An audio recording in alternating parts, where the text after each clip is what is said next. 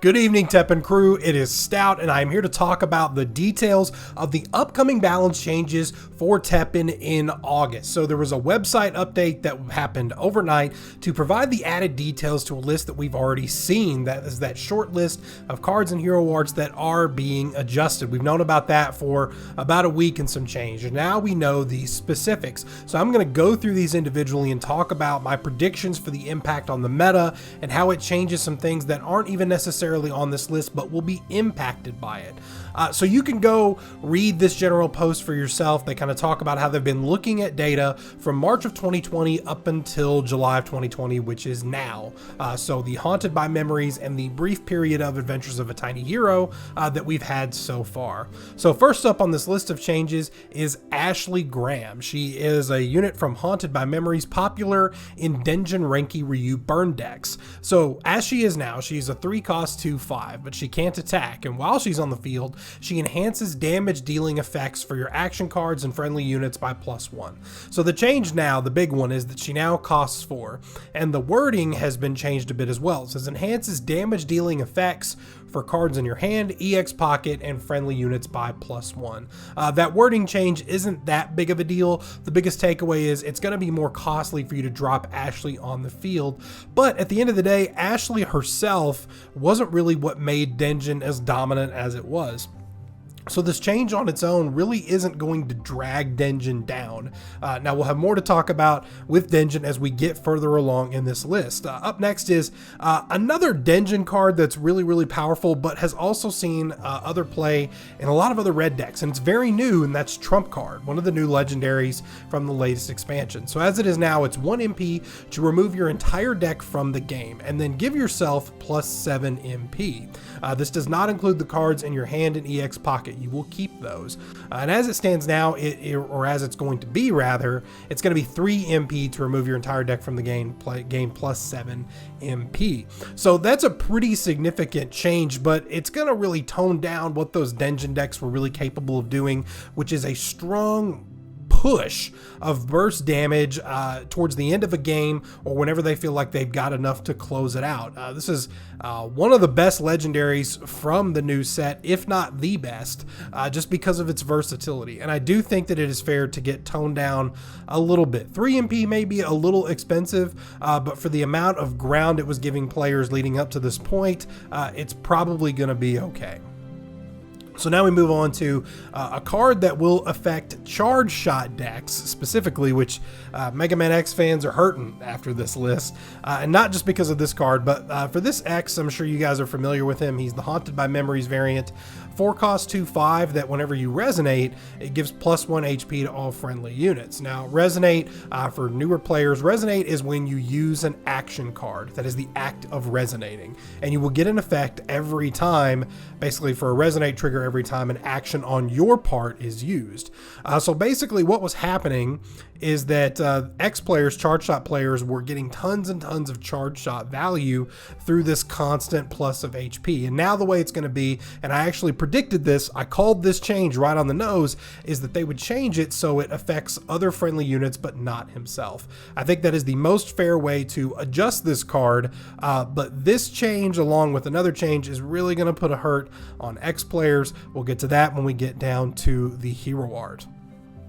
Now we're on to Killer Bee Strike Cammy, one of the best cards in the entire game, easily one of the best legendaries in the entire game, and that's because she is a monster who can do a lot of damage, and the biggest problem is there are decks that can kind of copy her and revive her over and over and over again, and they work very quickly. In fact, several of you requested that I take this deck for a spin before it gets nerfed, and I actually did. I've got the replays for it, and now that I know that this deck is going to be adjusted in some way, I feel comfortable showing you why the deck is a problem. So that's coming soon.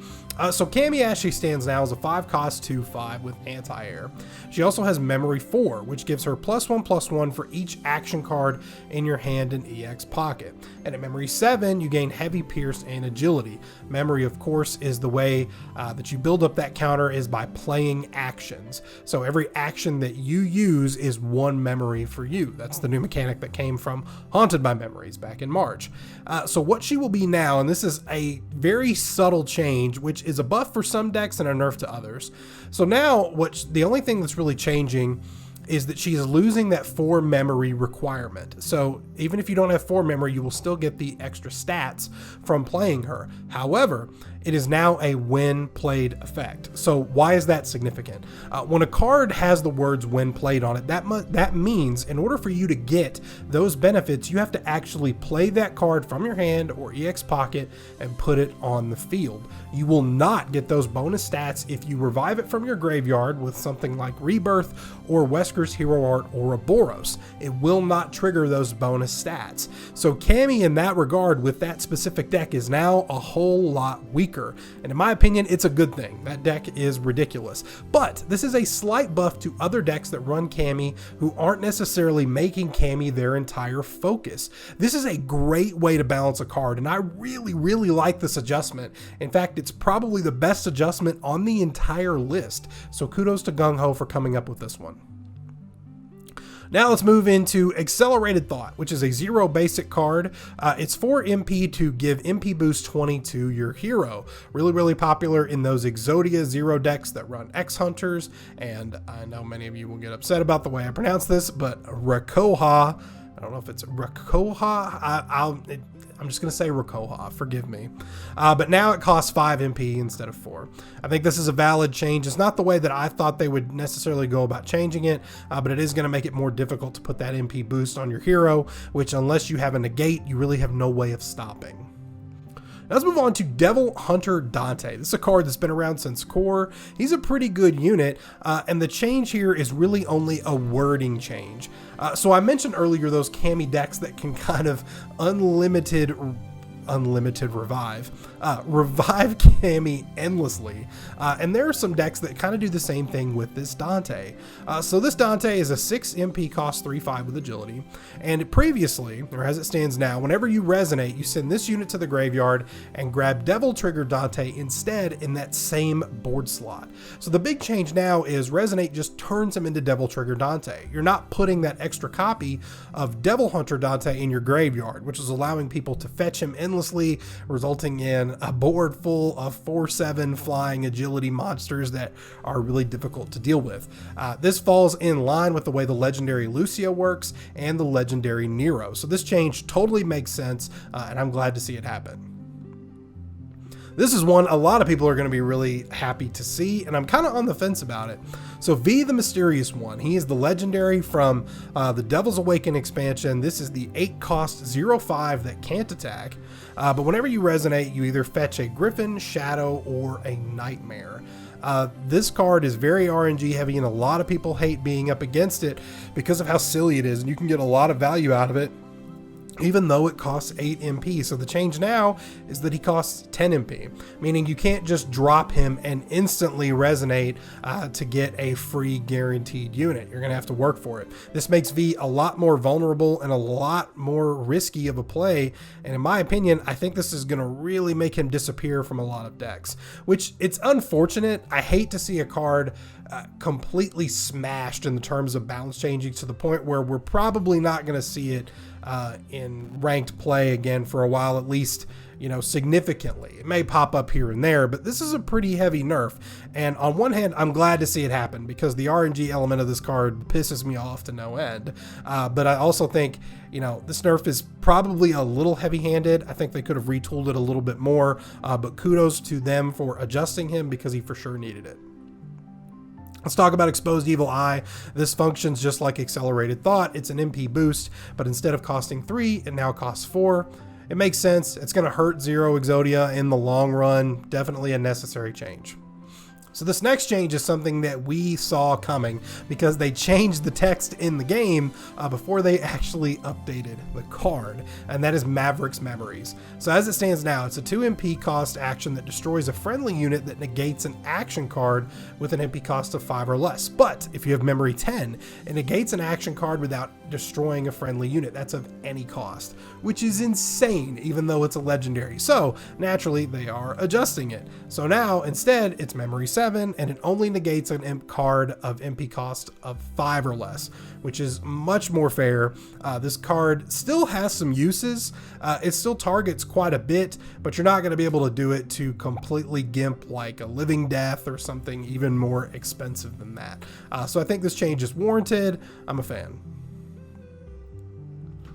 Hatred Reborn is an interesting change, and initially when I saw it, I disliked it. But the more I look at it, I really appreciate the ingenuity that Gung Ho put into this to make this adjustment, because instead of just adjusting the cost or adjusting the cost of the units it can fetch, it actually put an interesting spin on it. So Hatred Reborn now is a 2 MP cost action that places a random unit in your graveyard with an MP cost of 3 or less onto the field. You saw this with Junie, with the Growth Gate, with Asolos, and now you probably won't see that being used in any shape, form, or fashion because it now seals the unit that it fetches. So while that does neuter some of those decks that I just mentioned, it does open the gate for some new technology, including Bamboo Pandemonium, which is a new unit. It's green, it's a 3 cost for 8 that gives MP boost reduction by 30%. So now if you fetch this guy and seal him, you've got a big body with no drawback, which is really, really cool. I can't wait to experiment with stuff like that. So the more I think about it, the more I've come around to this change that's going to allow us to experiment with some new things. So I hate that it hurts Asolos. He's my boy, but this change, I have to admit, is a good one. Speaking of Asolos, this one hurts me. This one hurts me a lot because this is probably one of my favorite units ever. He's a 3 MP cost 1/5 with flight, and whenever you play him, you have to sacrifice 3 life. But he has the juicy effect of every time he resonates, he gains +1 attack. But now that +1 attack is only going to be effective for 1 attack. A lot of people have said that this kills Asolos. Asolos is dead. I don't think so. I think he is on life support. You're definitely going to have to rethink the way you structure Asolos decks, and probably the best way to go about it would be to build something with the monster theme and to not necessarily make a deck that is entirely focused on Asolos, because it's not going to be as efficient. You could probably still get away with it and either try to set up with an OTK with something like Rakuhoha to give this unit combo and some more bonus attack, or you can just put more attack buffing actions in there and try to spread out your damage a little more. But at the end of the day, you're not going to be able to rely just on Asolos, because Hatred Reborn is going to prevent you from just fetching it endlessly. So Asolos needs some rethinking, but I don't think he's quite dead yet. The last card on this list is Warped Research Instinct, which is basically a souped up version of Hatred Reborn, and it has the same adjustment. Now the units that it fetches are being sealed, and because I liked the way Hatred Reborn was adjusted, I like the way this card's being adjusted too. It does hurt some decks, but it opens the door for some new ones, so I've come around to this change. Oh, excuse me, I am so sorry. I'm wrong. I forgot about Lilith. How can I forget about Lilith? Because this is the only card that arguably gets a buff. So Innocent Desire Lilith is a legendary from the Devil's Awaken. She's been around for quite some time, but hasn't really seen a ton of play since December. And that's just because there were better options for purple. She's a 6 MP cost 1/8 with flight, and she has 3 growth levels that deal incremental damage to a random enemy unit, and then you heal life based on the damage that you deal. So the change here is she now has 2 attack, and that's just because they want to see her played more. And I think this will result in her seeing more play.